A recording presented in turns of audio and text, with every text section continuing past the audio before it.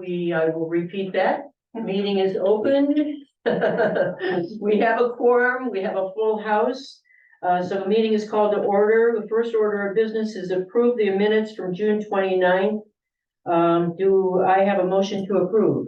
I move to approve the minutes of June 29th. Thank you. Derek moves, and second from David Sessions.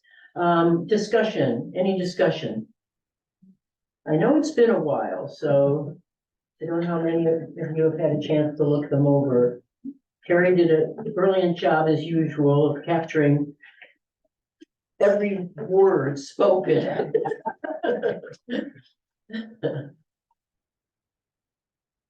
You want to take some time to look them over, folks? Okay. So no discussion, all in favor of approving the minutes? Aye. Motion carries, minutes are approved. Tonight we're essentially having an update for all the members of the Municipal Building Committee and the public on recent work and discussions with H.E. Callahan and Steve Blatt and Associates. So I've invited Mark Ouellette, representing Steve Blatt and Associates. And if you look to your left on the screen from our view, we have Jackson White, who's here for H.E. Callahan. So I'm just gonna open it up with a few quick words and then turn it over to Pete to kind of set the stage of where we're at with construction and the cost of construction. But I want to just say that last Friday, 7 of us met. Eventually there were 7, 3 members from H.E. Callahan and Mark and myself, Pete Anderson, and Steve Blatt. We sat around a table in each offices of H.E. Callahan in Auburn, and we dug into the budget and tried to find every single thing we could find to bring down the cost of construction. We want both buildings to start in November, both buildings to be completed in May or June, and open for business. So that's the plan, and that's what we're working towards. So maybe I talked to Pete earlier about saying a few words about the cost of construction, which is no surprise to anybody. Costs are what they are. Wendy and her team have been doing a great job. They've been putting together some preliminary numbers and are now working on the final numbers. It appears from the preliminary numbers that we're over budget.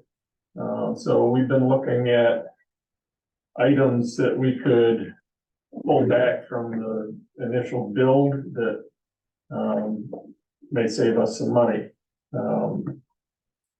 So there are a couple of things that we can do, none of which are going to hinder the operation of the health center or the fire barn. One thing that we've identified is the overnight accommodations. We should, if our prices get over budget, we should think about pulling back on the overnight accommodations. That one's really driving the price of the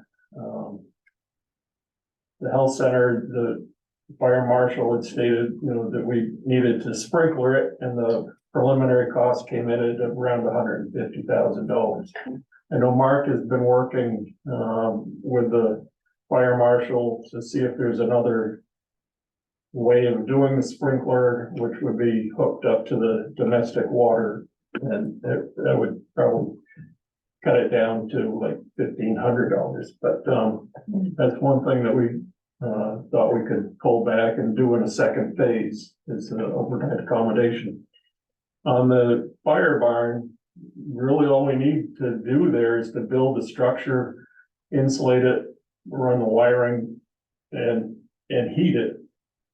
We can wait on the well, the septic, and the little kitchenette and toilets and stuff like that until further down the road. So those are a couple of things that we've identified that we feel comfortable on recommending that we pull back if the prices are above our budget.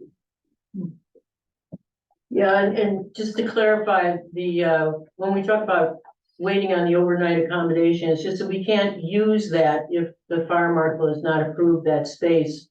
And so if we wait on installing a sprinkler system, then we can still use the apartment upstairs of this building as the overnight accommodation for the staff. So they can continue to work. There's no problem with that.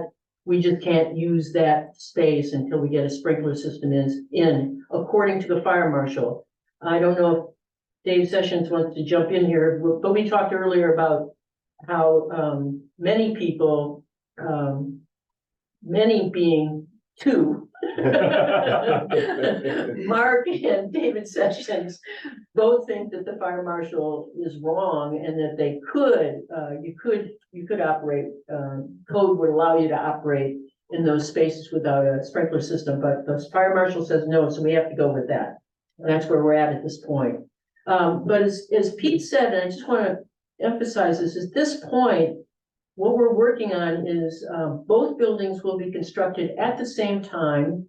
This is the plan, and will be completed and operational. That's the current plan. So what we have to do is drive those numbers down, do everything we can to find savings here, there, and everywhere. And when I mentioned the meeting that we had with H.E. Callahan and Steve Blatt, Mark, and everyone, it was a 4-hour meeting with nose to the paper, even over lunch, talking about where we could look for every savings. And they had a wonderful young man who joined us about midway. Mark LeBlanc. Was it Mark LeBlanc? Hi, Mark. I didn't see you there as well. Who did a wonderful job of even scrutinizing the designs as we went along, asking questions about privacy and the height of the walls and insulation and fine tuning everything we were talking about. We didn't finish, and I'm going to turn it over to Mark to say anything he wants to add to our comments, but there's more work to be done, but we left optimistic that we could get down below the 3.5.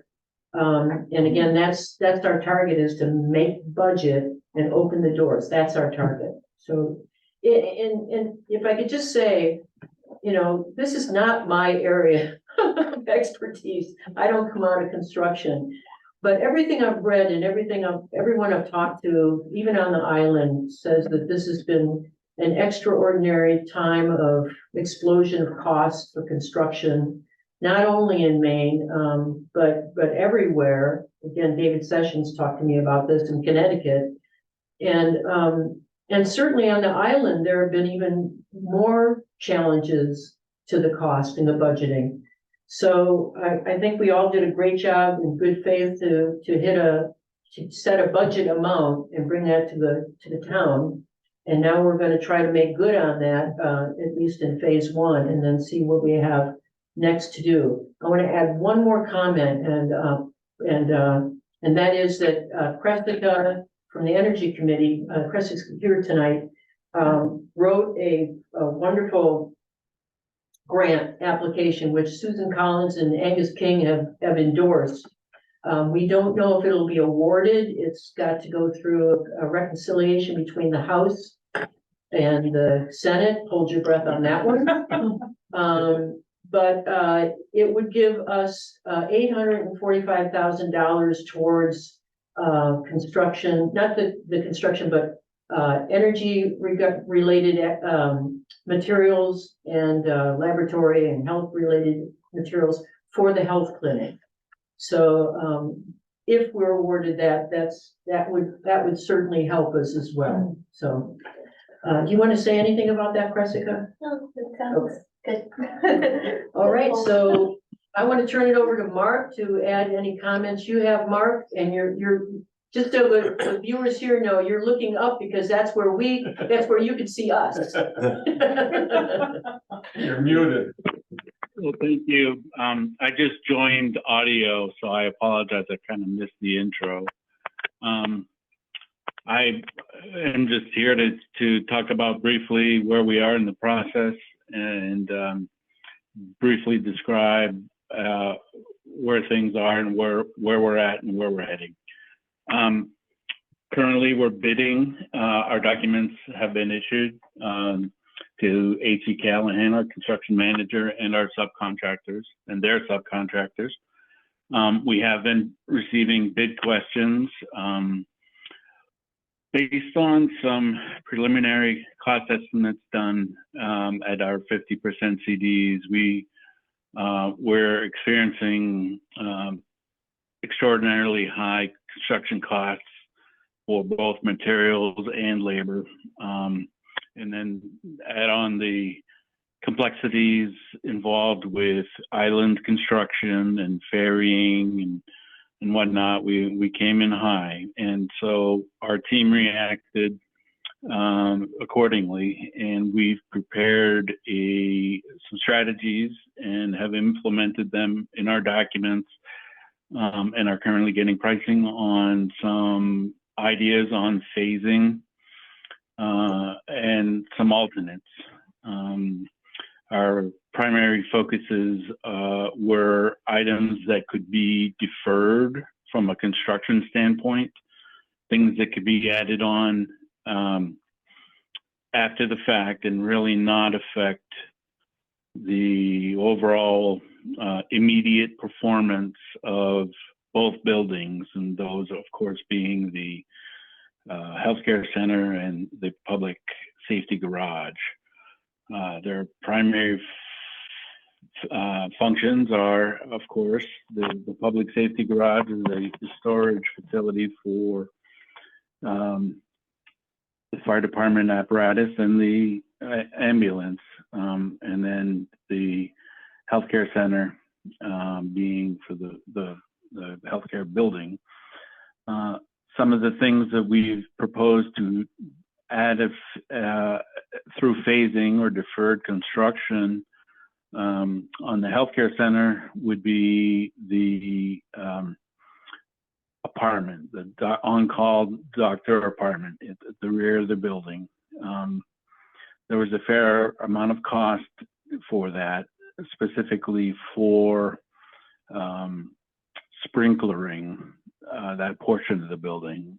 The minute you have a resident type occupancy, people sleeping and cooking, you are automatically forced into sprinklering, which has a large cost. And so our thought, one of the savings was to potentially use the existing apartment building, provide the building shell of our healthcare center, in other words, the building envelope, and not fit up the apartment at this time. That could be added anytime, really. We would provide as much infrastructure that is warranted to be done at this time, i.e. things that are under the concrete slab, anything that is overhead that would be fixed through the attic space from mechanical rooms to the apartment, that kind of thing. But not fit up the actual space, not do the finishes, not do the interior partitioning, and the fixtures and the finishes and things like that. So there's a substantial savings there that we could achieve. And then we came up with a few other site ones, landscaping, some site lighting. We've identified the parking, restriping in one-way direction in the town hall lot, that as an alternate, that could be done at any given time, really. So those are the primary ones we've been looking at for the healthcare center. The public safety garage, we got a little bit more adventurous and aggressive on some of those costs, potential cost savings, but still could function as a garage there as well. We're looking at doing just the shell, the building envelope, and doing some minor heating and lighting in there. and some life safety implementation, but other than that, we would not fit up the internal demising walls and the finishes and the bathrooms. We could provide porta potties and bottled water on an interim basis or short-term basis, of course. And then we are also looking at deferring construction of the water well and the septic field, and even deferring some construction on the entry drive itself. We could potentially use the existing gravel drive and leave the existing as is and utilize that. And then at a later time, you could reconstruct it on town property and pave it at any given time. So those are some of the major highlight points of where we are. We are awaiting pricing at the end of this month, and looking, and I can let Jackson White from H.E. Callahan speak to that process a little bit in just 1 minute. But we are entertaining bid questions from various subcontractors at this time, and we're issuing follow-up, responding to those questions, and we're hoping to entertain, as contractors look at our documents, look at details, look at means and methods, look at products. We're hoping to get some value engineering ideas from the subs and H.E. Callahan along the way as well. You know, sometimes we'll specify a product, and various contractor out there has more buying power from product or manufacturer supplier B as opposed to A, let's say, and would offer, you know, I have this alternate product that seems to match, and I can probably get it for more a better price than what you've specified. Would you consider using this product? And we evaluate that, and you know, obviously come to a decision, yay or nay. But we're hoping to achieve more cost savings in that function too. So with that, Yeah, Mark, I was sorry, go wondering, ahead. I think you were coming to an end there, but before you do, I wanted to ask you if you want to comment on the fill, the transporting fill over from the mainland. If there's a way we could find out how to make that more efficient, less expensive. I'm sure I'm not saying this correctly, and you and Pete can straighten me out, but No, you did a pretty good job. One of the things that we're hoping to do as well is have the two projects built simultaneously. In our previous pricing efforts, I think the subcontractors were the excavator in particular kind of assumed a safe position that they would happen independently, and that there would be it would not happen concurrently. What we're hoping to do is that obviously that they would happen, they would be constructed simultaneously, and that there could be some cost savings as a result of that, particularly shared materials between the sites, you know, cut and fill of ground or soils cut from one site, shared to fill another, so that reduces ferrying costs and travel costs and labor costs from paying somebody to travel materials to and from the mainland. So there's hopefully an economy of scale to be gained there, and we're hoping that'll come into play as well.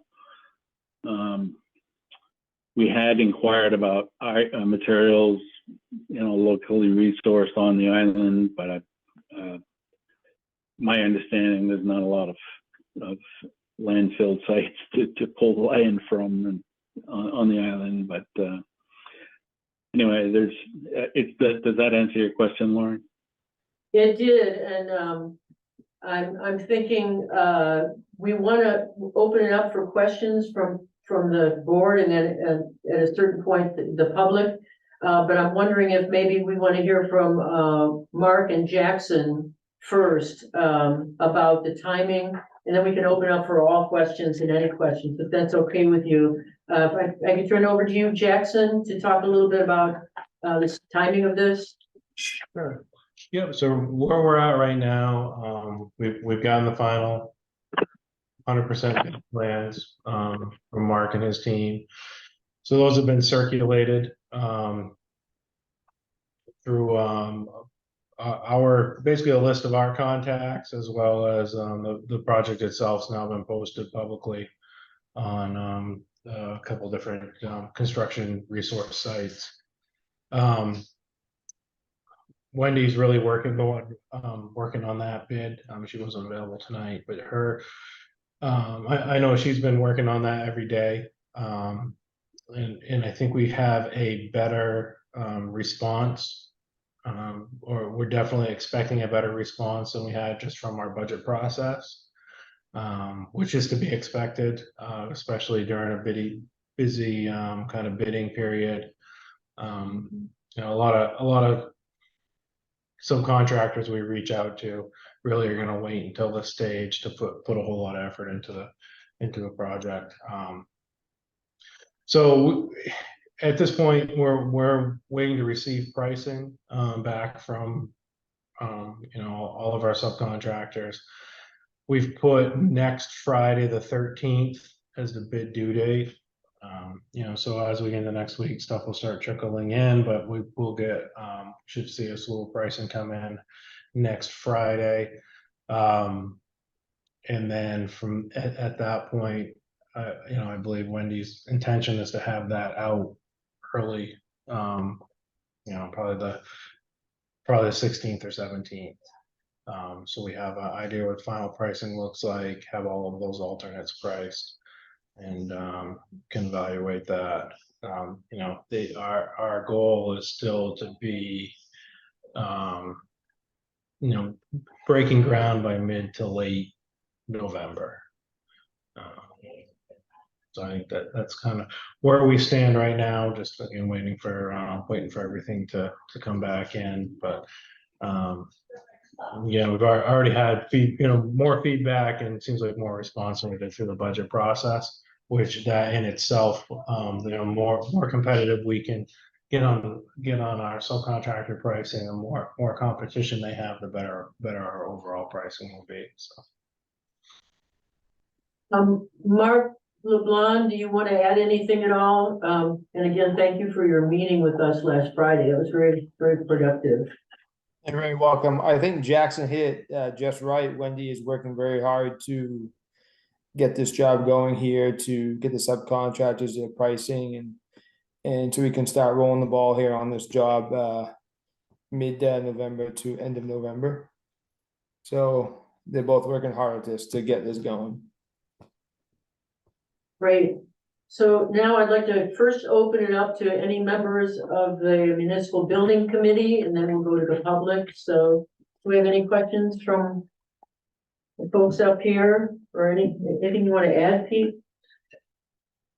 So it sounds like anything you're pulling from this building start can always be put back in. Yes. We're not cutting off anything like this. It's a matter of funding. Right. Yeah. And I don't think it would hinder either of the programs. The health center could certainly operate without having that apartment. Sure. And the fire barn could act as a fire barn without septic. Do we have a financial target that we're seeking to achieve in the scope reductions or the budget reductions? Yeah, we have, what is it, 3.5? 3.6. 3.6 is their total budget. That we've got architect fees, and we have to save some out for the remodel of the health center once that's moved out. But really it's 1.75 for the, before we'd have to go back to the town, if that was the case. I mean, Right, if we can use our share of it is. Cressica's, a grant, that can be added on top of that. We don't need to go back to the town to Right, go over that 3.5. right. That's It's right. just the 1.75 we'd have to help, Yep. help. Right. And I have one comment too. When you find your, contractors that are gonna do the, fill, they may wanna look into getting ferry reservations or just be careful about the lines in the ferry, even in November when they wanna be doing this kind of work. You could be waiting in line for quite a while. I know Wendy's been talking with the state about using the ferry and whatnot. Yeah, I know Wendy's been in touch with, I believe it's the island transporter. And our intention is to stay on schedule, is to basically charter as much as we can with the ferry. Especially with the number, especially for the earthwork guys and the number of light dump truckloads they've got to get onto the island. Waiting for the ferry to go back and forth is not super efficient, so that's definitely something that we've taken into account. Good. Okay, do you have any comments or questions? Mine kind of was with bills, I mean, so we're not gonna be able to finish either project, probably. And when we voted as the town for this money, it was for finished projects. So how does that play out? I mean, where do we get the rest of the money to finish now? Is it from people donating, or are we going back and dipping into the budget next year? That's the $64,000 question, but until we know how much we're lacking and whether or not, there are already people that are hinting that they haven't yet donated and they plan to donate. We don't know we don't know how much we're gonna be needing to compensate for. We don't know what that So it's- dollar amount I is mean- yet. So once we know what we aren't finishing, we'll know the dollar amount. Exactly, and it may be that we have to go back to the town. That's what we're trying not to do, but that's out there. So if it's over a certain amount, do we have to go back? I mean, I just don't understand how I that think would. whatever we don't get in donations, then we would have to go back to the town. And when we do that, how soon depends on, I think, what is missing from the building and how soon we need to put those things in. So can we go for, yes, Linda? My impression has been that we have enough money to do this first year, but that most or all of what we need for the second year can come out of this federal grant. We don't know that for sure. We don't know exactly how much we will be putting on hold and what those items, if in fact, the only things that we can't fund are the well and septic and the sprinkler system for the overnight accommodation. But those are the things that we don't have sufficient funds for. Then some or all of that may possibly come out of the grant. It can't, the well and septic for the Up Island Public Safety Garage cannot be used by the grant, only health center related things. So, how soon and for how do we fund, if we can't pay for it with the money we have from the town and the donations? If we don't do that, if we don't have that, we don't know how we're gonna fund the well and septic system and when we would need to do that. And how urgently we need to do that. It's not as if, I turned to Mert on this one. My understanding is it's not urgent that they have a well and septic system up there. Is that correct, Mert? Do you want to say anything about that? That's correct. That's correct. So, yeah, Is there a price for well and septic? Is not there an estimate? right yet. And you're probably gonna guess what, 40,000? Yeah, Yeah, so I mean, 40-50. that's not, I mean, I'm just wondering, I'm not trying to stop this or set it back, but if we gotta go back to the town for money, can we start a project knowing that we need more money for it when we voted to complete the project with the money that was allocated? can you start the project knowing that we gotta go back for more money? For the To finish. sprinkler system. Or, yeah, or the accommodations, or the septic or wells, I mean, It's the sprinkler system. well, he said they were not even gonna frame up the rooms, and so, I mean, that's all stuff that's gonna be added later. So I'm Yeah. just wondering, can we start a project if we don't have all the money? We can't go halfway and say, hey, town, now we need more money. Sure you can. You can? I don't, My feeling is that if we can build it without including the overnight accommodation, and we can do the up island fire barn without the well and the septic, I mean, they will be operational and they will be basically complete except for minor details, and I think that is Three or four enough to months, satisfy the money that we got from the town. so then we'll just hope They are donations, operational facilities. or we're just gonna take it out of budget next year. That's a discussion to be had. Well, I'm just Yeah. curious where that money's gonna be, all of a sudden, we had enough, and now we don't. But a nice plaque of the J. Slutkowski septic system. With the very. But the key is that we can get a functional building with the funds that we have. Yeah. That's all so Yeah. you can't embark on something and not have something Right, deliverable. right. That can be Yeah. usable. Yeah. Right, and that's what I've understood, and I just wanted That's to hear that, right? Okay, my thoughts on it. right. Yeah, I agree. Yeah, I just It's didn't. Callahan's thoughts too, Yeah. right? Right. yeah. Yeah. Is it, may I turn this over to questions and comments from the public? Everybody feel like they had enough discussion on? Okay, so, is there anybody in the audience, or Mark LeBlanc or Jackson, any comments from Zoom land or here in the office? Mike, do you have any comments? You're sitting there, I just have to ask. I'm here for lollipops. I don't see any hands in the audience. I have a question. Oh, please. Which is about, I received from Mark today, renderings, which will go into the newspaper of the revised design for both buildings. And, they're both somewhat smaller. The ceiling, the roof is lower, and it looks as if the footprint of the building is lower, or is smaller.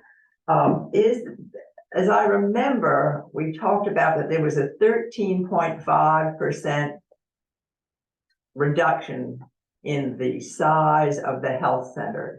Did that still hold when the actual revision was done? Mark, It goes to you, Mark.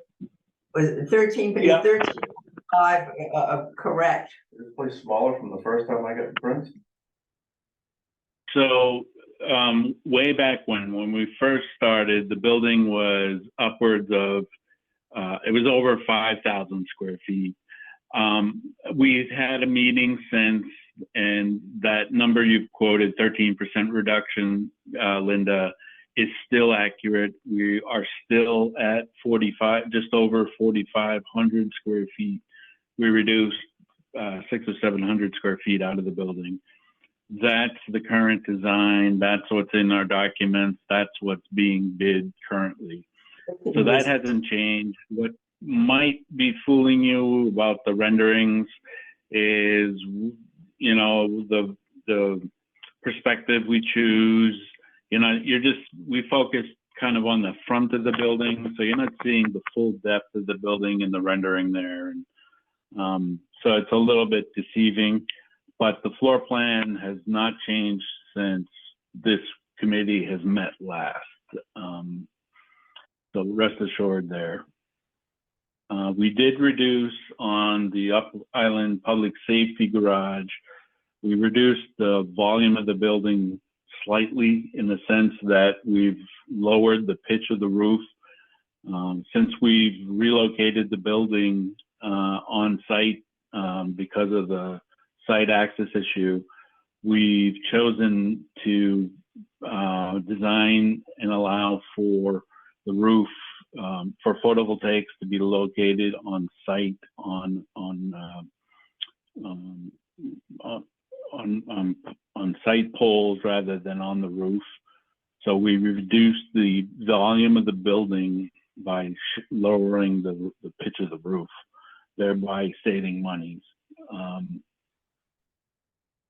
But you can still have photovoltaics should this grant come to fruition.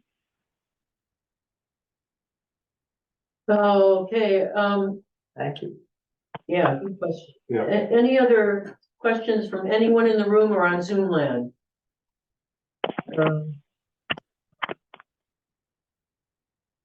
Okay, we are at the end of the meeting. Thank you all for showing up and asking really good questions, and we will, That's 7 o'clock. I know, it's 5 after, I left lots of time, I thought there'd be lots of discussion. So thank you all, and, yeah, stick around if you want to just chat. The plans are here. The plans, oh yes, thank you. We do have the plans up here and the budget book and, yeah. Thank you all. Thank you, Mark LeBlanc and Jackson. Thank you for showing up, and Mark Olette. I appreciate it so much, taking the time in your evening. Thank you. Thank you. Thanks. Meeting is adjourned.